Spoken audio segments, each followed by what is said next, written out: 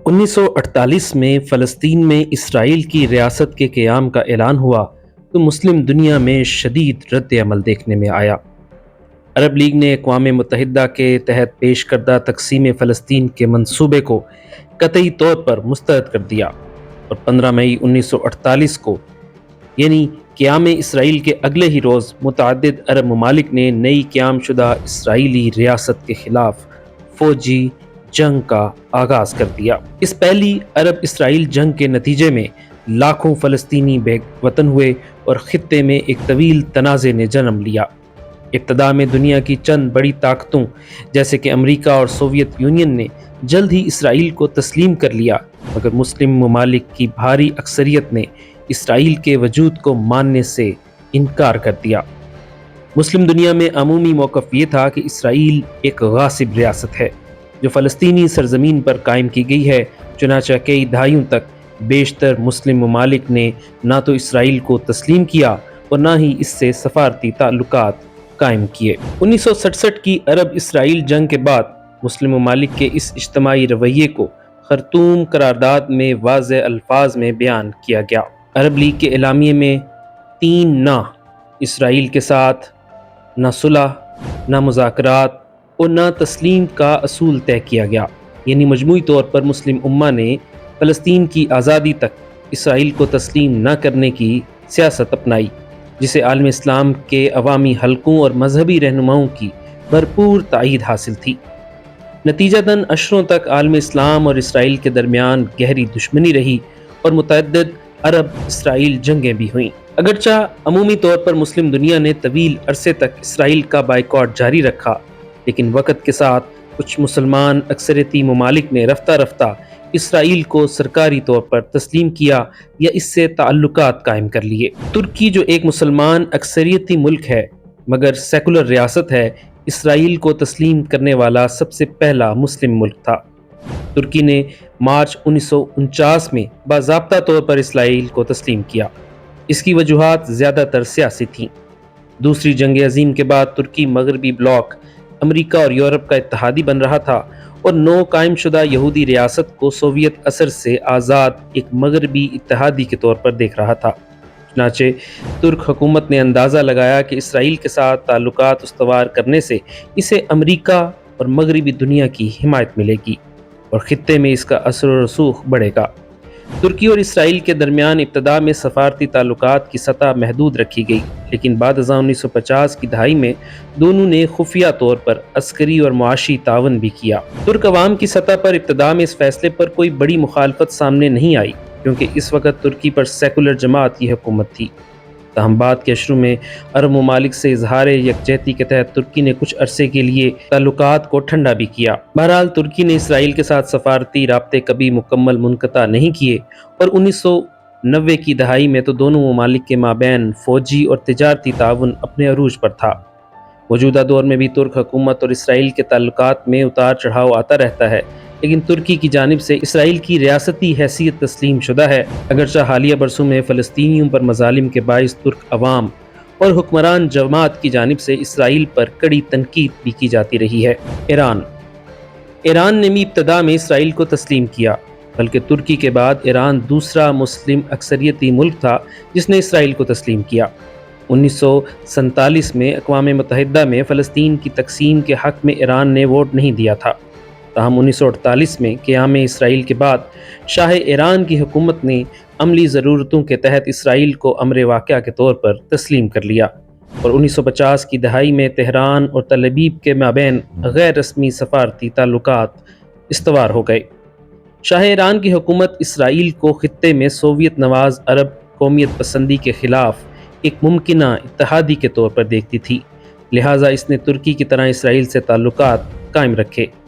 تاہم یہ صورتحال زیادہ دیر برقرار نہ رہ سکی۔ 1979 کے انقلاب کے بعد ایران کی پالیسی میں ڈرامائی تبدیلی آئی۔ آیت اللہ خمینی کی قیادت میں نئی انقلابی حکومت نے فوراً اسرائیل کو ناجائز صہیونی ریاست قرار دے کر اس سے ہر قسم کے تعلقات ختم کر دیے۔ ایران نے اسرائیلی سفارت خانے کو بند کر کے اسے فلسطین کے سفارت خانے میں تبدیل کر دیا اور فلسطینی مزاحمتی تحریکوں کی کھل کر حمایت شروع کر دی۔ یوں آج صورتحال یہ ہے کہ ایران اور اسرائیل شدید ترین دشمن ممالک ہیں، پر ایران خود کو اسرائیل کا سب سے بڑا مخالف قرار دیتا ہے۔ خلاصہ یہ کہ اگرچہ شاہی دور میں ایران نے اسرائیل کو تسلیم کر رکھا تھا، مگر فی زمانہ ایران ان چند مسلمان ممالک میں شامل ہے جنہوں نے نہ صرف اسرائیل کو تسلیم نہیں کیا بلکہ اس کی کھلی مخالفت کو اپنی خارجہ پالیسی کا اہم ستون بنایا ہوا ہے۔ مصر پہلا عرب اور اسلامی ملک تھا جس نے اسرائیل کو رسمی طور پر تسلیم کیا۔ مصر اور اسرائیل کے درمیان یہ تاریخی پیش رفت 1979 میں کیمپ ڈیوڈ معاہدے اور اس کے نتیجے میں ہونے والی مصر اسرائیل امن معاہدے کی صورت میں سامنے آئی۔ اس معاہدے پر مصری صدر انور سادات اور اسرائیلی وزیر اعظم مناخم بیگن نے دستخط کیے تھے، جس میں امریکہ نے ثالث کا کردار ادا کیا۔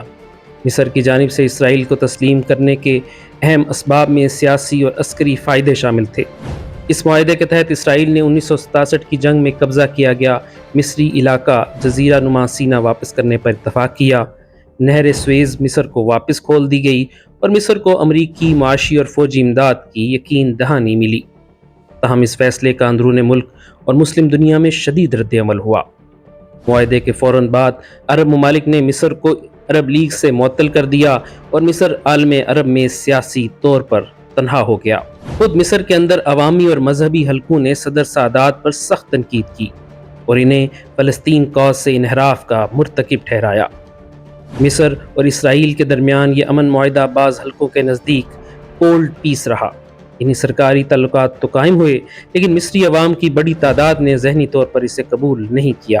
مصری مذہبی اداروں مثلاً جامعۃ الازہر اور کئی سیاسی جماعتوں نے بھی ابتدا میں اس کی مذمت کی، حتیٰ کہ اکتوبر 1981 میں صدر انور سادات کو فوجی پریڈ کے دوران اسلامی جہاد نامی تنظیم کے ارکان نے قتل کر دیا، جس کی ایک وجہ ان کے اسرائیل کے ساتھ معاہدہ کرنے کو ٹھہرایا گیا۔ ان مشکلات کے باوجود سادات کے جانشین صدر حسنی مبارک نے امن معاہدے کو برقرار رکھا۔ آج مصر اور اسرائیل کے درمیان مکمل سفارتی تعلقات ہیں۔ دونوں ملک ایک دوسرے کے دارالحکومتوں میں سفارت خانے رکھتے ہیں، البتہ یہ تعلقات زیادہ تر حکومتی سطح تک محدود ہیں اور مصری عوام میں اسرائیل کے لیے ہمدردی کا جذبہ بہت کم پایا جاتا ہے، جبکہ فلسطینیوں کے حق میں عوامی حمایت بھرپور ہے۔ اردن نے 1994 میں اسرائیل کو تسلیم کر کے اس کے ساتھ امن معاہدہ کیا، جو وادی اربا معاہدہ کہلاتا ہے۔ یہ عرب اسرائیل دیرپا امن کے سلسلے کی دوسری اہم کڑی تھی۔ اردنی فرما روا شاہ حسین کافی عرصے سے عرب اسرائیل تنازع کا دو ریاستی حل نکالنے کے حامی تھے۔ 1993 میں فلسطینی قیادت یاسر عرفات کی سربراہی میں نے خود اسرائیل کو مذاکرات کے ذریعے تسلیم کر لیا تھا، جس سے عرب دنیا میں امن مذاکرات کا ماحول سازگار ہوا۔ چنانچہ اردن نے اگلے ہی سال باضابطہ صلح کر کے نہ صرف اسرائیل کے وجود کو تسلیم کیا بلکہ سفارتی تعلقات بھی قائم کر لیے۔ اردن کو اس معاہدے سے کئی عملی فوائد ملے۔ اردن کی آبادی کا بڑا حصہ خود فلسطینی نژاد ہے، جس میں اسرائیل کے بارے میں تحفظات فطری تھے۔ اردنی پارلیمنٹ کے کچھ ارکان اور مذہبی شخصیات نے بھی ناراضگی کا اظہار کیا، تاہم ریاستی پالیسی پر ان کا اثر محدود رہا۔ یہ اردن نے احتیاط سے کام لے کر اپنے امن معاہدے کو برقرار رکھا ہوا ہے۔ اسرائیل کے ساتھ اردن کے مکمل سفارتی اور تجارتی تعلقات قائم ہیں، لیکن عوامی سطح پر انہیں زیادہ گرم جوشی حاصل نہیں۔ اردن میں آج بھی اسرائیل مخالف جذبات خاصے پائے جاتے ہیں، جن کا اظہار وقتاً فوقتاً احتجاجی مظاہروں کی صورت میں ہوتا رہتا ہے۔ تاہم اردن میں بھی اس اقدام پر ملا جلا رد عمل دیکھنے میں آیا۔ اگرچہ شاہ حسین کی قیادت میں حکومت نے معاہدے کو کامیابی سے نافذ کر لیا، لیکن اردنی عوام کے ایک حصے نے اسے صہیونی قبضے کو جواز بخشنے کے مترادف قرار دے کر مخالفت کی۔ موریتانیہ ایک عرب مسلم ملک ہے جس نے کچھ تاخیر سے مگر اہم قدم کے طور پر 28 اکتوبر 1999 میں اسرائیل کو تسلیم کیا اور اس کے ساتھ مکمل سفارتی تعلقات قائم کر لیے۔ یہ تاریخی طور پر تیسرا عرب ملک تھا جس نے اسرائیل کے ساتھ تعلقات قائم کیے۔ ابتدائی برسوں میں یہ تعلقات کسی حد تک نبھتے رہے اور دونوں ممالک نے ایک دوسرے کے ہاں سفارت خانے بھی قائم کیے، لیکن موریتانیہ کے اندر عوامی اور مذہبی حلقوں میں یہ فیصلہ غیر مقبول رہا۔ موریتانیہ کی اکثر آبادی فلسطین کاز کی حامی تھی اور علماء نے بھی اسرائیل سے دوستی کو تنقید کا نشانہ بنایا۔ 2008-9 میں غزہ پر اسرائیلی فوجی کارروائی کے دوران موریتانیہ کی عوام میں شدید غم و غصہ ابھرا۔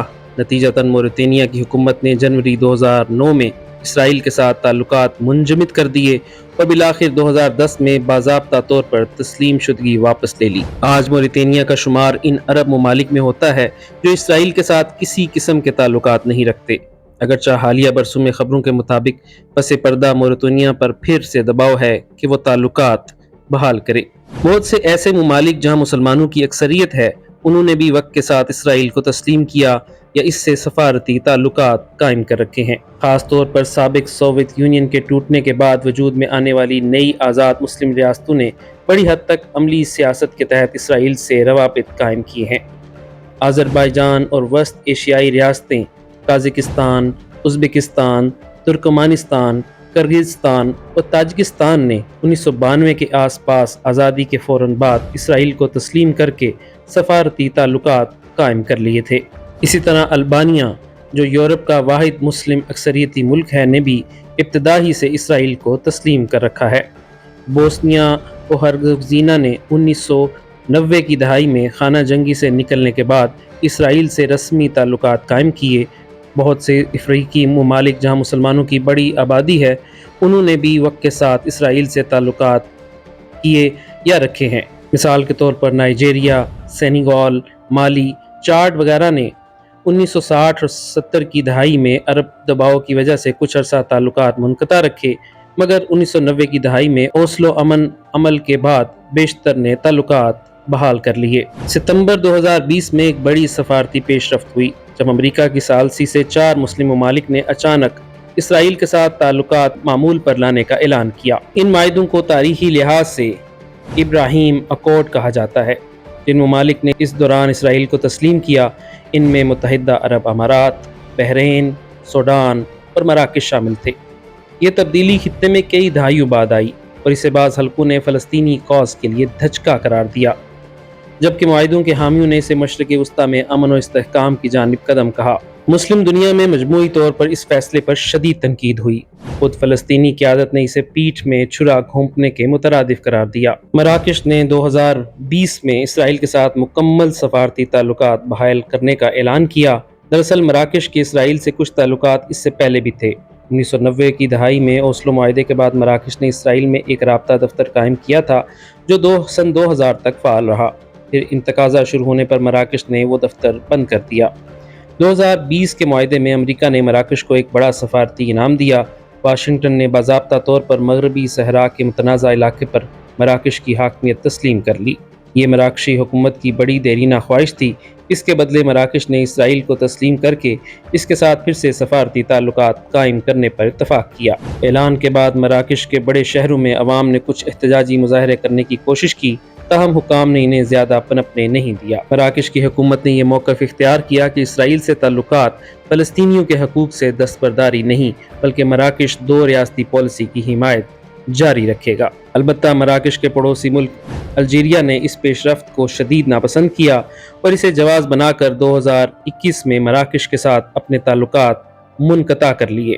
انڈونیشیا نے اصولی طور پر اسرائیل سے تعلق نہ رکھنے کی پالیسی اپنائی ہوئی ہے اور سرکاری طور پر اس میں کوئی تبدیلی نہیں آئی، تاہم حالیہ برسوں میں جکارتہ پر معاشی اور سفارتی حلقوں کی جانب سے دباؤ بڑھا ہے کہ وہ زمینی حقائق کو دیکھتے ہوئے کچھ لچک دکھائیں۔ انڈونیشیا دنیا کی 4تھی سب سے بڑی آبادی اور G20 معیشت ہے اور بعض حلقے چاہتے ہیں کہ وہ اقتصادی تعاون کی خاطر ہر ملک سے تعلقات رکھے۔ 2020 میں خبریں آئیں کہ امریکی صدر ٹرمپ کے دور میں انڈونیشیا کو بھی ابراہیمی معاہدے میں شامل کرنے کی ترغیب دی گئی، جس میں کچھ ارب ڈالر کے امداد کے وعدے بھی شامل تھے، مگر اس وقت کے صدر نے عوامی رد عمل کے خوف سے یہ پیشکش قبول نہیں کی۔ جون 2024 میں انڈونیشیا کی وزیر خارجہ نے انکشاف کیا کہ اسرائیل اور اس کے اتحادی مسلمان ممالک پر منظم طریقے سے لابنگ اور دباؤ ڈال رہے ہیں کہ وہ اسرائیل کو تسلیم کر لے۔ انہوں نے کہا کہ انڈونیشیا پر OECD میں شمولیت کے لیے اسرائیل سے تعلقات قائم کرنے کا دباؤ ہے، تاہم انڈونیشیا نے اصولی اقدار کی خاطر فلسطین کی حمایت ہمیشہ بلند رکھی اور بے حد دباؤ اور ترغیبات کے باوجود اپنے موقف پر قائم رہا۔ انڈونیشیا کے نو منتخب صدر نے 2025 میں کہا کہ 2 ریاستی حل اور فلسطین کی آزادی ہی حقیقی امن کا راستہ ہے۔ اگر اسرائیل فلسطین کو تسلیم کر لے تو انڈونیشیا بھی اسی لمحے اسرائیل کو تسلیم کر لے گا۔